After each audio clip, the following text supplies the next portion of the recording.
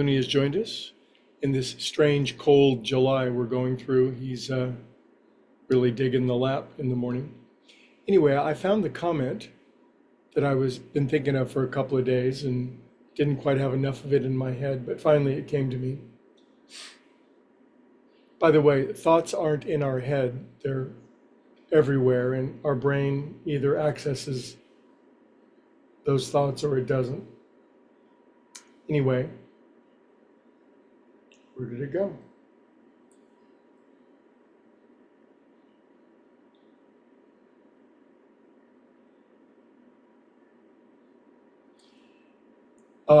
Here's how I found it. The most similar well-known quote comes from the Corpus Hermeticum, a collection of texts attributed to Hermes Trismegistus, or from medieval theologians like Alain de Lilly or Nicholas of Cusa. I've heard of Nicholas of Cusa.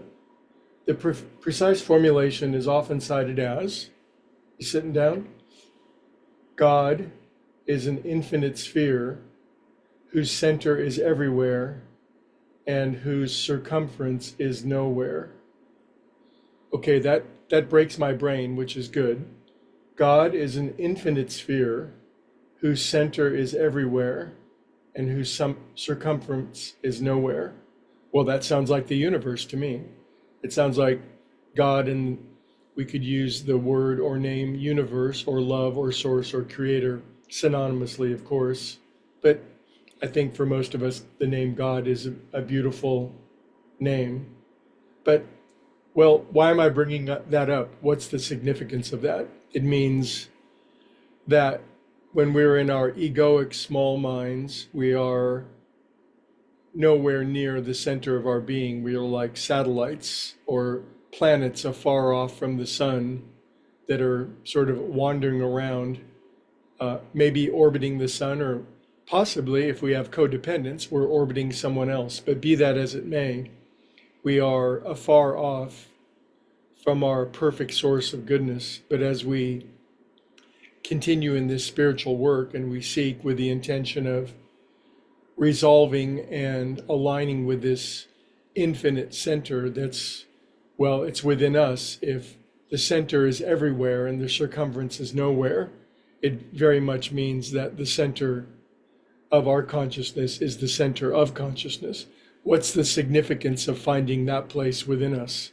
Well, great good then comes to us.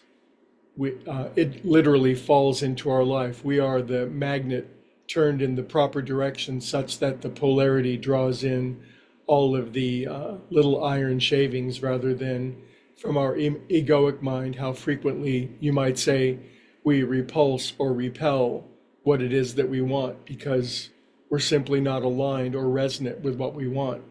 But as we seek this innermost self, the center of ourselves, and I'm quite convinced that the center of me is the center of you, and the center of you is the center of me, and the center of all of us is the center. But that's a beautiful concept, isn't it? It's what's claimed in that much more beautifully stated quote by Nicholas of Cusa, that God is an infinite sphere whose center is everywhere and whose circumference is nowhere. It's a nice concept, but the experience is, well, I would say thrilling. Now, why is this the case? Well, let me find another quote. Seek first the kingdom of heaven and everything else is added. It doesn't relieve us of trying or effort or struggle. It just means seeking the highest that we know. And then all the things that we're struggling for in the world, fame, fortune, money, health, all that stuff just naturally falls into our life. And there's something I said earlier, it kind of caught my attention. Occasionally, words will come out of my mouth in a sequence that I've not heard before, but it was something along the lines of, we begin where our struggle ends. And by this, I mean that when we find this innermost sanctum sanctorum, if you will, our blessings do indeed overtake us, and they chase us and they tackle us. And wow, what an amazing life that is. And I was very much touched by I'm going to bring up a professional golfer, and I realize this may not be your cup of tea, but what he said, I think, pertains so beautifully. There's a very, probably the number one golfer in the world. He just won the British Open, the biggest world tour event of the year. And he did a press conference prior to the prior to the event, and all the British journalists were asking him, how is he focused on the event and how's his practice, all the things that they always ask. And they just sort of asked him how important it was to win this next big tournament, because he's already won a lot of them. And he opened up in a way that I've rarely seen anybody open up publicly, especially a public athlete. And he goes, I keep winning all these tournaments, and honestly, it feels good for about a minute. It feels amazing for a minute. And then the grind begins again, the practice, the travel, the coaches that he's working with, the nutrition, the 9 hours of practice every single day, the losing all the tournaments because nobody wins all of them. And he said, I get about a minute of satisfaction every time I win. My primary satisfaction is from my family and my faith. And I just had never heard anybody at that level of accomplishment say it with such beauty and such elegance. And he wasn't dismissing his great love for golf, but it's constant effort, struggle, trying. Like, does that sound familiar?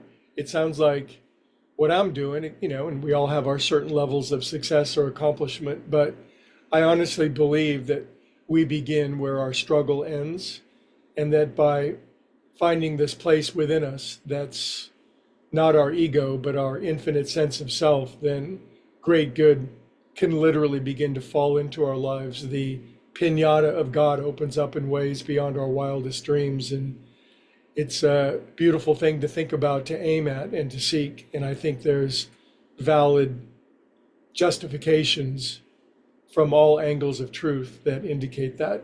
Anyway, what do you think? I'll see you guys tomorrow.